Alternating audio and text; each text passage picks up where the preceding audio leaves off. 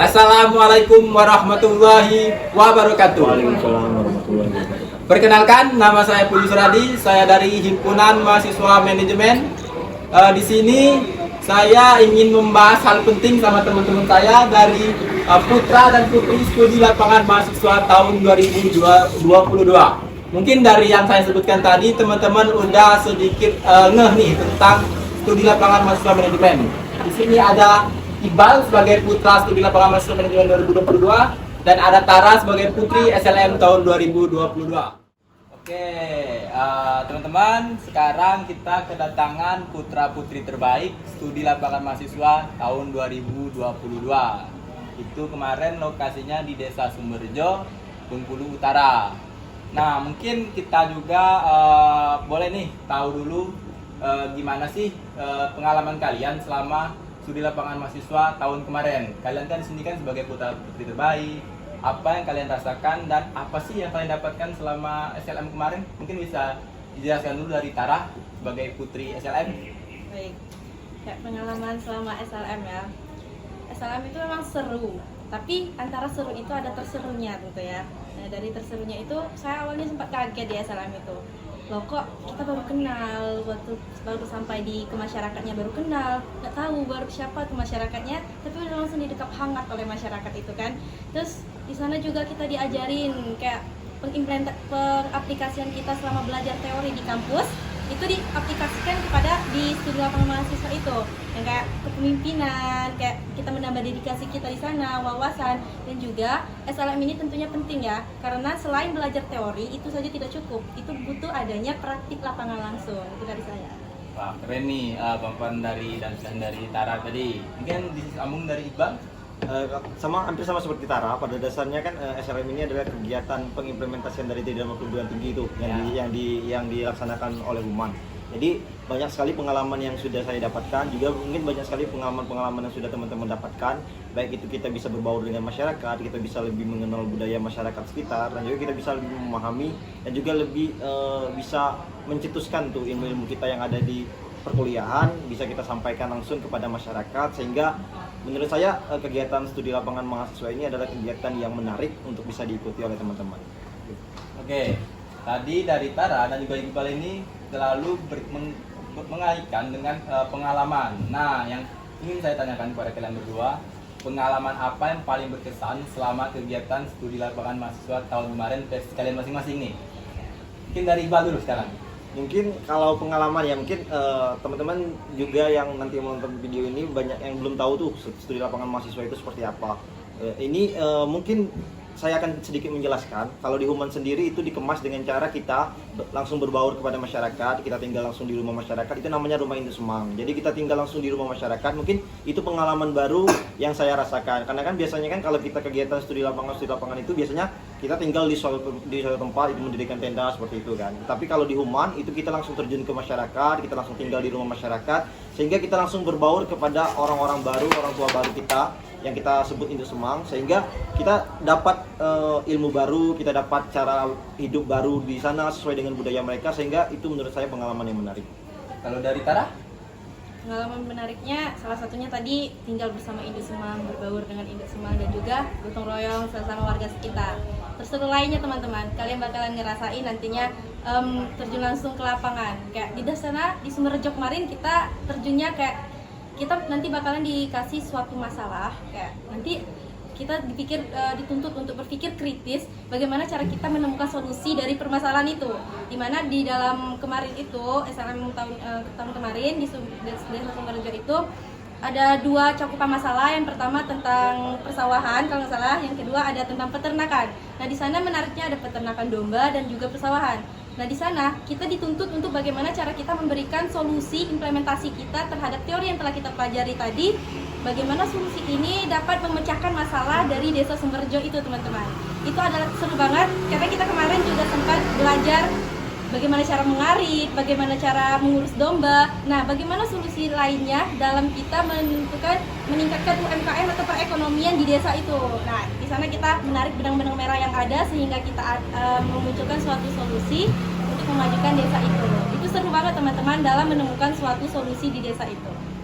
Oke, ini tadi ada yang menarik nih dari penyampaian Tara tentang kita menyelesaikan permasalahan di Desa Sumberjo. Ada nih timbul pertanyaan lagi.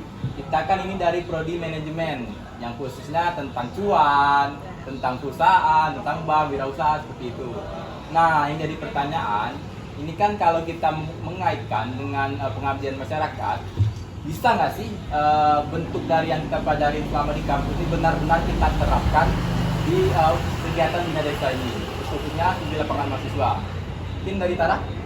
Sangat bisa ya teman-teman, karena kemarin banyak sekali ide-ide kreatif dan inovatif dari kelompok-kelompok SLM, yaitu kemarin sekitar ada berapa kelompok kan? 8 kelompok itu membuahkan hasil dari ide-ide yang sangat menarik. Kayak nanti kalian bisa bangun saung-saung katanya untuk menarik perhatian dari orang luar Bengkulu Utara itu, sehingga dapat menaikkan ekonomi dari rakyat, dari masyarakat di Desa Sumberjo.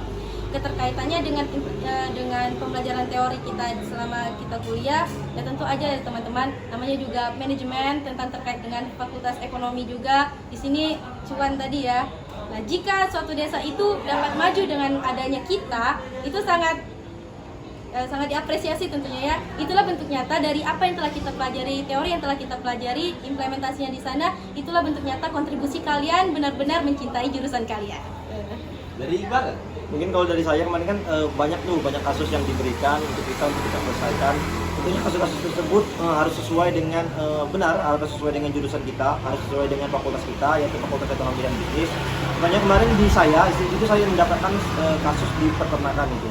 Jadi yang saya lihat itu bagaimana caranya yang sebelumnya di desa tersebut kelompok taninya itu mati. Nah, itu yang menjadi fokus saya dan kelompok teman-teman kemarin. Jadi bagaimana caranya kami bisa memberikan informasi kepada masyarakat sekitar untuk bisa apa sih pentingnya kelompok tani tersebut di lingkungan masyarakat. Yang kedua yaitu bagaimana tentang caranya kita untuk bisa memasarkan produk-produk. Kan di sana kan seperti di Desa Sumberjo tersebut banyak sekali tuh, ada domba, ada sektor pertaniannya yang juga sangat potensial tersebut kan. Jadi bagaimana caranya kemarin itu kami dari kelompok SLM itu bisa memberikan informasi bahwasanya ini loh pemasaran yang seperti ini yang terbaik menurut kami, pemasaran yang ini yang terbaik. Jadi cara mengelolanya, cara mengelola waktu dan lain sebagainya, otomatis dengan kita memberikan informasi tersebut kita akan sedikit membantu dari masyarakat sekitar.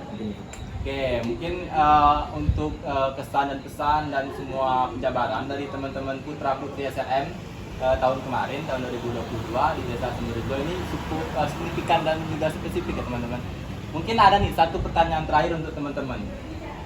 Ini pertanyaan juga menyangkut sama teman-teman angkatan tahun 2022 yang bakalan ikut SLM tahun ini di tahun 2023. Menurut kalian berdua sebagai putra dan putri SLM tahun 2022, kenapa mereka wajib ikut serta di kegiatan SLM tahun 2023 ini?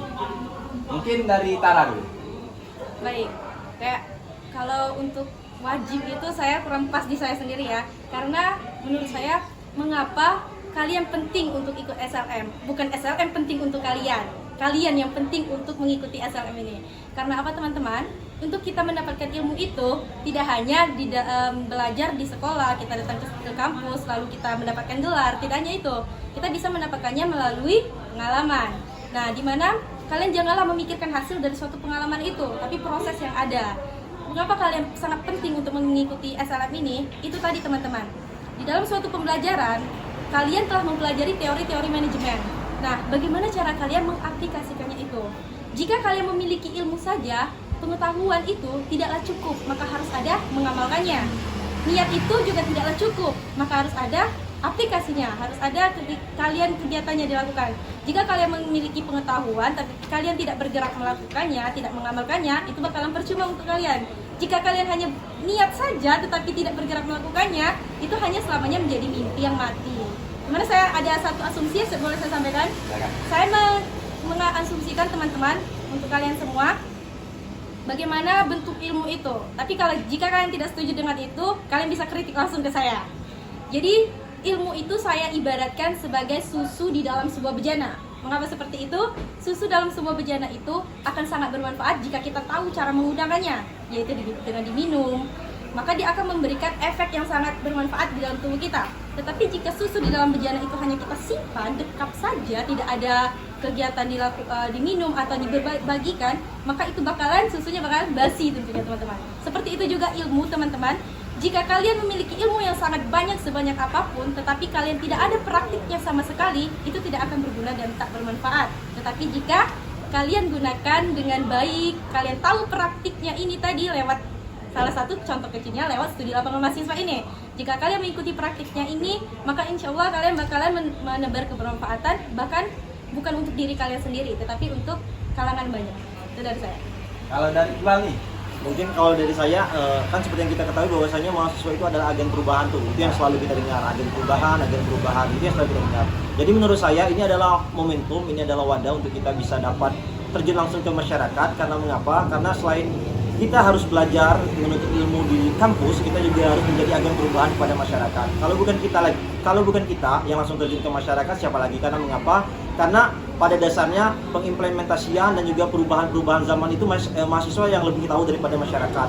Karena kan mahasiswa kan dituntut untuk lebih tahu, dan juga itulah gunanya kita mahasiswa untuk langsung terjun ke masyarakat untuk bisa memberi tahu kepada masyarakat bahwa ini adalah hal yang benar, ini adalah hal yang sesuai dengan proses atau perkembangan zaman yang ada. Mungkin kalau Tara tadi ada sebuah kata dari dia, saya juga ada sebuah kata yang mungkin teman-teman juga tidak asing, bahwasanya kan negeri ini butuh pemuda pencari solusi, bukan pemuda pemaki-maki. Maka dari itu untuk teman-teman sekalian, ayo ikut kegiatan studi lapangan mahasiswa 2023 ini agar kita bisa menjadi pemuda pencari solusi, bukan hanya sekedar orang-orang yang mengkritik, tetapi harus ada pengkritik yang handal, pengkritik yang membangun, yaitu dengan cara ikut terjun langsung ke masyarakat. Mungkin itu saja. Oke, mungkin kita sudahi untuk kali ini. Saya ucapkan terima kasih kepada Iqbal sebagai putra SLM tahun 2022 dan juga Tara sebagai putri SLM tahun 2022 sudah nyempatin hadir nih untuk berbagi pengalaman sama teman-teman angkatan tahun 2022. Mungkin terakhir dari saya mengharapkan kepada teman-teman angkatan 2020 manajemen angkatan 2022 untuk ikut dan berpartisipasi di kegiatan studi lapangan mahasiswa tahun 2023. Saya Puju Suradi selaku host di sini, mohon pamit undur diri. Terima kasih. Wassalamualaikum warahmatullahi wabarakatuh.